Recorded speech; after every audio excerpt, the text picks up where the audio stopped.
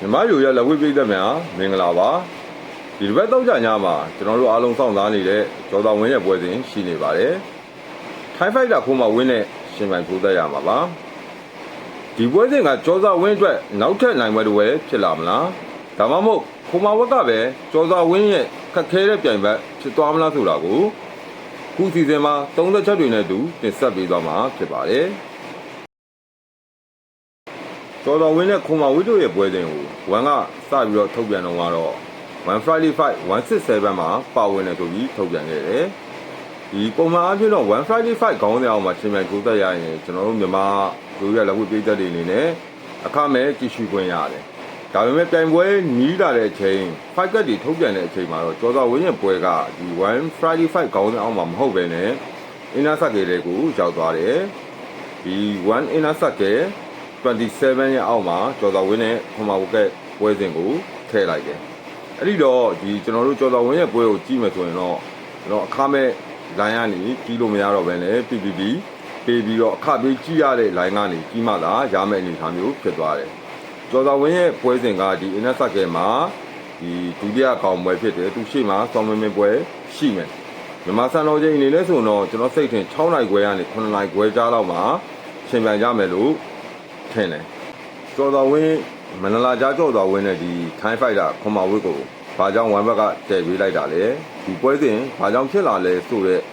ပုံမှာအရင်ဆုံးကျွန်တော်အမြင်နည်းနည်းပြောပြကြပါမယ်ဒီခွန်မာဝစ်ကိုမြန်မာပြည်သက်တွေကတော့တချို့လည်းသိကြမယ်တချို့ကလည်းဒီထားမိတာမျိုးတွေရှိနိုင်တယ်ကျွန်တော်တို့တတိထားမိတာကတော့ကျွန်တော်စောမင်းမင်းပွဲကိုကြည့်ရင်လည်းဒီခွန်မာဝစ်ကိုတွားပြီးတတိထားမိတာခွန်မာဝစ်နဲ့ကအဲ့တော့စမီလန်နဲ့ထိုးတယ်စောမင်းမင်းကတခြားဝါလေးနဲ့ထိုးတယ်စောမင်းမင်းနဲ့တခြားဝါလေးတို့ရဲ့ပွဲစဉ်ကဒုတိယကောင်ပွဲကိုမိန်အီဗန်အဲ့ဒီမှာပဲအဲ့ဒီ fight ကတ်ထဲမှာပဲဒီခွန်မာဝင်းနဲ့စမီလန်တို့က main fight ကောင်ပွဲဖြစ်ထိုးသွားခဲ့တယ်အဲ့ပွဲမှာတော့စမီလန်ကဒီခွန်မာဝင်းကိုအမှန်နဲ့ဂျူဒီနဲ့နိုင်သွားတယ်အဲ့ပွဲမှာသူ့ကိုသွားပြီးတော့ကျွန်တော်စပြီးတတိထားခဲ့မိတာအဲ့တော့ဒီ1ကခွန်မာဝင်းနဲ့ကျော်တော်ဝင်းကိုဘာကြောင့်တည်လိုက်လဲဆိုတဲ့အကြောင်းပြချက်ကိုလွယ်နဲ့ရိုးရိုးရှင်းရှင်းပြောရမယ်ဆိုရင်တော့ပွဲကောင်းတစ်ပွဲဖြစ်မယ်လို့သူတို့အနေနဲ့ယူဆလို့ယုံကြည်လို့ပေးတယ်လိုက်တယ်လို့ပဲကျွန်တော်ထင်တယ်။ဘာနဲ့အလားတရန်တူလဲဆိုတော့ပြီးခဲ့တဲ့ကျော်သာဝင်းနဲ့ဆလာတန်ပွဲစဉ်နဲ့အလားတရန်တူတာမျိုးကိုသတိထားမိတယ်။ပြီးခဲ့တဲ့ဒီကျော်သာဝင်းရဲ့ပြိုင်ပွဲဆလာတန်ကဒီ1မှာပွဲဝေးနေတဲ့ကစားသမားတယောက်ဒါပေမဲ့ကျော်သာဝင်းနဲ့တဲ့ပြီးလိုက်တဲ့ချိန်မှာပွဲကတကယ်ကောင်းတယ်စိုင်ထိုးပြိုင်ကိုနဲ့တကယ်ကိုအသေးချင်းပေါက်ပြီးကစားသွားတဲ့အတွက်ကျွန်တော်ဒီရိုးရပြည်သက်တွေလည်းကြိုက်တယ်နိုင်ငံတကာပြည်သက်တွေလည်းကြိုက်တယ် online ပေါ်မှာဆိုရင်လည်းကြည့်ရှုသူပြည်သက်တော်တော်ကိုညာခဲ့တဲ့ပွဲစဉ်အဖြစ်မှတ်တမ်းဝင်သွားခဲ့တယ်အဲ့လိုမျိုးပဲအခုကျော်တော်ဝင်းကိုတည်ပေးလိုက်တဲ့ခွန်မာဝစ်ဆိုတဲ့ကစားသမားကလည်းဒီနောက်မဆုတ်တန်းထိုးတဲ့ကစားသမားမျိုး fighter မျိုးနေမလဲငါမလဲနေမလဲငါလေထိုးကျင်တဲ့ပုံစံမျိုးတွေ့ရတယ်အဲ့တော့ကျော်တော်ဝင်းနဲ့ဒီခွန်မာဝစ်ကပွဲစဉ်ကလည်းပွဲကောင်းပွဲကျန်းတပွဲဖြစ်ဖို့ဂျာဂိုင်လုံးတော်တော်များတဲ့ပွဲစဉ်လို့ဒီကျွန်တော်အနေနဲ့ယူဆမိတယ်ဒါကို1ကလည်းသိတယ်ဒီချယ်လက်တွေကြောင့်ပဲကျော်တော်ဝင်းနဲ့ခွန်မာဝစ်ကိုပွဲတည်ပေးလိုက်တယ်လို့ကျွန်တော်ကတော့ယူဆမိတယ်ဒီကျော်တော်ဝင်းနဲ့ခွန်မာဝစ်တို့ရဲ့ပွဲစဉ်ကို1ကအတည်ပြုလိုက်တဲ့နောက်ပိုင်းထုတ်ပြန်လိုက်တဲ့နောက်ပိုင်းမှာခွန်မာဝစ်ကဒီနောက်ကျောင်းတွေသူ့ရဲ့ record တွေကိုလိုက်ကြည့်မိတယ်ခွန်မာဝစ်ကဒီ1မှာတော့ထိုးထားတဲ့ပွဲကြီးတွေကတော်တော်ကိုများနေပြီလို့ပြောရမယ်14ပွဲလိအောင်ထိုးထားတာတွေ့ရတယ်record ရဆိုရင်တော့ဒီ14ပွဲမှာ9ပွဲနိုင်9ပွဲရှုံးဆိုတဲ့ record ကိုတွေ့တယ်အဲ့ဒီမှာထူးခြားတာကခွန်မာဝက်နောက်ဆုံးထိုးခဲ့တဲ့9ပွဲဆက်တိုက်ကရှုံးပွဲတွေဖြစ်နေတယ်9ပွဲဆက်တိုက်ရှုံးထားတယ်အဲ့တော့သူ့ရဲ့နိုင်ပွဲတွေရှုံးပွဲတွေကိုနောက်ထပ်အသေးစိတ်ထပ်ပြီးတော့လေးလာကြည့်မိတယ်သူ့ရဲ့ရှုံးပွဲတွေကိုကြီးတဲ့အခါမှာသူ TKO နဲ့2ပွဲရှုံးထားတယ်ယူဒီနဲ့4ပွဲတိတိရှုံးထားတယ်နောက်ထပ်2ပွဲကိုတော့ ST နဲ့ရှုံးထားတာတွေ့ရတယ်သူ့ရဲ့နိုင်ပွဲ9ပွဲကိုကြီးတဲ့အခါမှာကျတော့သူ KO နဲ့နိုင်တာ1ပွဲပါတယ်ယူဒီနဲ့နိုင်တာက3ပွဲပါတယ်ဒီအမှတ်နဲ့ကပ်ပြီးတော့ ST နဲ့နိုင်တဲ့ပွဲစဉ်ဟာ2ပွဲပါတယ်ဒီ MD အနေနဲ့နိုင်တာကတော့1ပွဲပါတယ်အဲ့တော့သူရလက်ပိုင်းနေရကြည့်မယ်ဆိုရင်သူဒီအစောပိုင်းကာလမှာသူ2023လောက်1ကိုစားရောက်ချိန်ကာလမှာသူရလက်တွေကောင်းခဲ့တယ်နိုင်ပွဲတွေဆက်ခဲ့တာကိုတွေ့ရတယ်ဒါပေမဲ့ဒီဘက်နှစ်ပိုင်းမှာတော့သူကရှုံးပွဲတွေဆက်နေတယ်ကစားသမားတယောက်ဆိုတာကိုသုံးသပ်မိတယ်အထူးသဖြင့်တော့သူရဲ့ရှုံးပွဲတွေကိုပြန်ကြည့်တဲ့အခါမှာတကယ်ထိတ်တန်းအဆင့်ကစားသမားလို့ပြောလို့ရတဲ့ကစားသမားမျိုးတွေမပါဘူး တာမန်ကစားသမားမျိုးဒီ profile မြင့်တဲ့ကစားသမားတွေမှာဆိုရင်နောက်ဆုံးတွေ့ရခဲ့တဲ့စမီတန်တို့ဘာလို့လောက်ကိုပဲနည်းနည်းထုတ်ပြီးတော့ပြောလို့ရမယ်အနေထားမျိုးတွေ့ရတယ်သူ့နိုင်မွဲတွေကိုပြန်ကြည့်တော့လေတကယ်ဟိုခုနှစ်ပွဲနိုင်ထားတယ်ဆိုပေမဲ့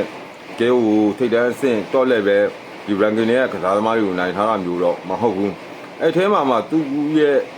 ့ဒီနိုင်ပွဲတွေထဲမှာနည်းနည်းထုတ်ပြီးပြောကြဆိုလို့ဒီတစ်ပတ်စောမင်းနဲ့ထိုးမဲ့ရောဖတ်ဖာကိုသူနိုင်ထားတဲ့ပွဲစဉ်တစ်ပွဲလောက်ပဲသူရှိတယ်ပေါ့နော်ထုတ်ပြစရာဆိုလို့ကျန်တာကတော့တိတ်ပြီးတော့ဟိုမထင်မရှားလက်ဝဲသမားဟိုလက်ဆွဲအပြင်တာမန်လောက်ပဲရှိတဲ့လက်ဝဲသမားတွေဖိုက်တာတွေကိုနိုင်ထားတာလို့ပဲပြောရမယ်ကျွန်တော်တို့ရဲ့ဒီမြန်မာဖိုက်တာမန္တလာကြားကျော်တော်ဝင်းကျောင်းကတော့ဒီမြန်မာရိုးရပြည်သက်တွေတည်တည်ဖြစ်ပါလိမ့်မယ်ဒါပေမဲ့မတိသေးတဲ့လူတွေအတွက်ကျွန်တော်နည်းနည်းလောက်တော့ထည့်ပြီးပြောခြင်းတယ်ကျော်တော်ဝင်းကအရန်ကိုစူးစမ်းတဲ့ကစားသမားတစ်ယောက်အလားလာကောင်းတဲ့လူငယ်ကစားသမားလည်းဖြစ်တယ်ပြီးတော့အနေထိုင်အေးဆေးတဲ့တည်ငြိမ်တယ်မလိုတာတွေတိတ်မလုပ်ဘူးရောက်တဲ့နေရာမှာလူချစ်လူခင်ပေါ်တယ်ပြည်သက်အားပေးမှုလက်ရှိချိန်မှာအများဆုံးရရှိနေတဲ့ဖိုက်တာလို့လည်းပြောလို့ရတယ်ဝမ်းမှာတော့သူ့အနေနဲ့ကဒါ3ပွဲပဲထိုးရသေးတယ်ပထမဆုံးပွဲဥဒ္ဒမှာဒီဂျပန်ဖိုက်တာမူဘာစီတိုကို TKO နဲ့အနိုင်ရတယ်တကယ်ကိုကျော်တော်ဝင်းပေါ်ပြည်သက်တဲ့မျှော်လင့်ချက်တွေကလည်းပို့ပြီးတော့ခိုင်မာသွားစေခဲ့တဲ့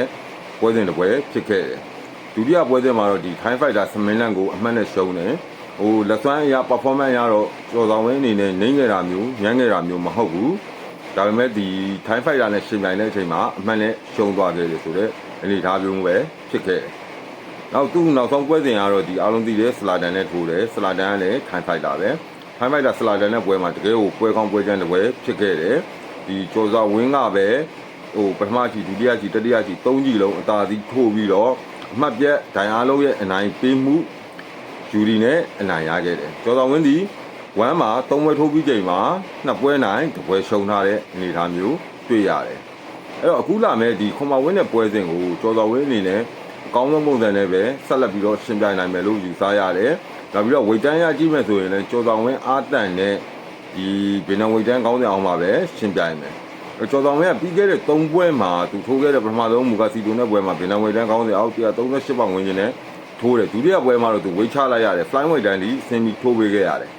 နောက်တတိယပွဲစလာတန်နိုင်တဲ့ပွဲမှာသူဒီကတ်ဘယ်နှဝိတ်တန်းကောင်းတဲ့အောင်မှာပဲ139.5နဲ့သူထိုးတာကိုတွေ့ရတယ်။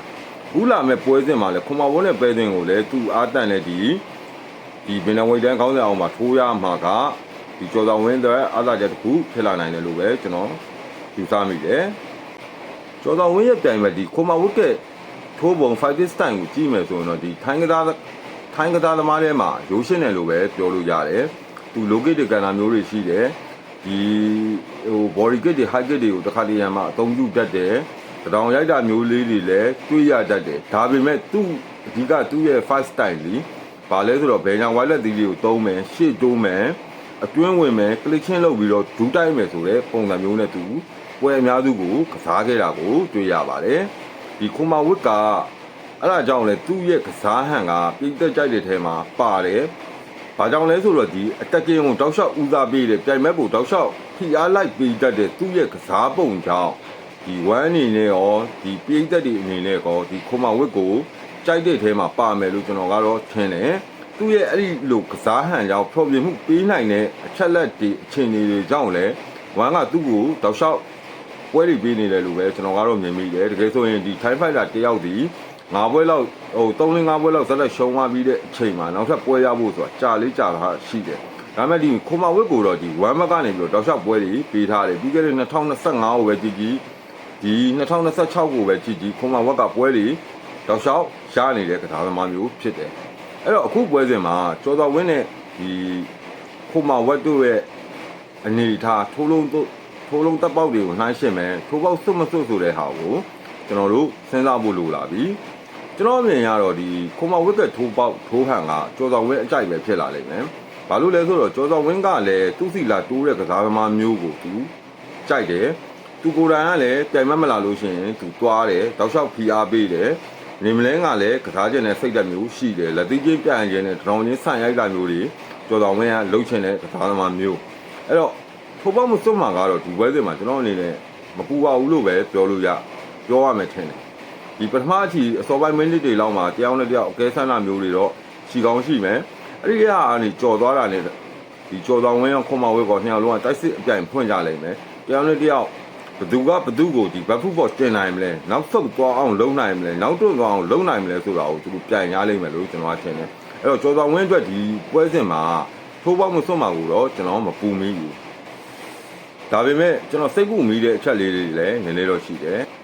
ခွန်မဝက်ကပွဲစဉ်တွေကိုလိုက်ကြည့်တဲ့အခါမှာခွန်မဝက်ဒီကလစ်ချက်ပိုင်းတော်တော်လေးကောင်းတာကိုတွေ့ရတယ်ဒူတိုက်ချက်တွေကောင်းတယ်သူကလစ်ချင်းဘလောက်ကောင်းလဲဆိုရင်ကလစ်ချင်းကောင်းတယ်လို့သတ်မှတ်ခံထားရတဲ့သတ်မှတ်လို့ရတဲ့စမင်တန်တော်မှဒီကလစ်ချင်းမှာခွန်မဝက်ကိုပြိုင်ပြီးတော့မချုံနိုင်ဘူးပြိုင်မယုံနိုင်ဘူးပြိုင်ပြီးတော့ဒူးတွေမတိုက်နိုင်ဘူးအဲ့တစ်ချက်ကိုတော့သွားပြီးတော့တတိထားမိတယ်နောက်တစ်ခုကတော့ဒီခွန်မလက်ဝက်ကဘယ်ဝိုက်ညာဝိုက်တွေပေါ့နော်ဟိုတိတ်ပြီးတော့သင်းမကြဘူးလက်သီးထွက်ပုံတွေကဒီပြိုင်ပွဲအနေနဲ့ခမန်းရလွယ်တယ်အဲ့ဒါတွေကတော့တပိုင်းဒါပေမဲ့အဲ့ဒီဘယ်ညာဝိုက်လက်သီးတွေကိုခွန်မဝက်ဒီပါဝါအပြည့်နဲ့အားကုန်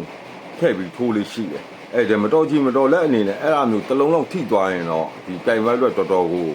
ထိနာသွားစေနိုင်လောက်တဲ့ပါဝါမျိုးရှိတာကိုတွေ့ရတယ်ဒါကတော့ခမဝင်းနဲ့ပတ်သက်လို့တတိထားရမယ်သိထားရမယ်အချက်လို့ကျွန်တော်ထင်တယ်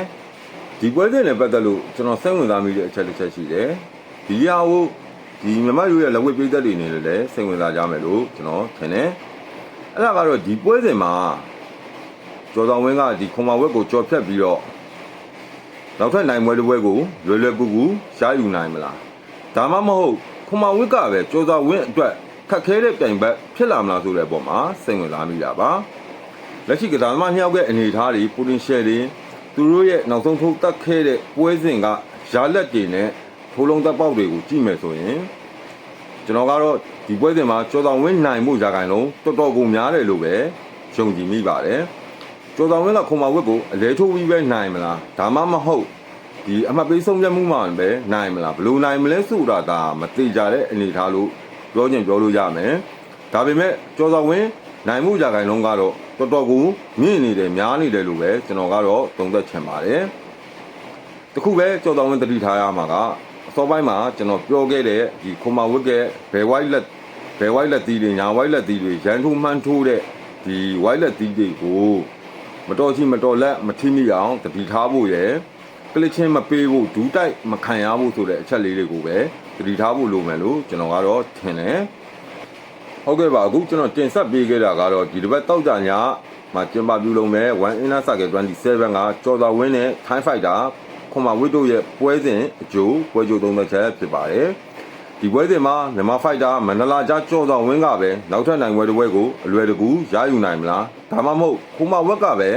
ကျော်တော်ဝင်းရဲ့တိုင်ဘက်ကောင်းခက်ခဲတဲ့တိုင်ဘက်တစ်ယောက်ဖြစ်မြင်တွေ့ရမလားဆိုတာကိုတော့ကျွန်တော်တို့စောင့်ကြည့်ဖို့လိုသလိုစိတ်ဝင်စားကြရလေကောင်းပါတယ်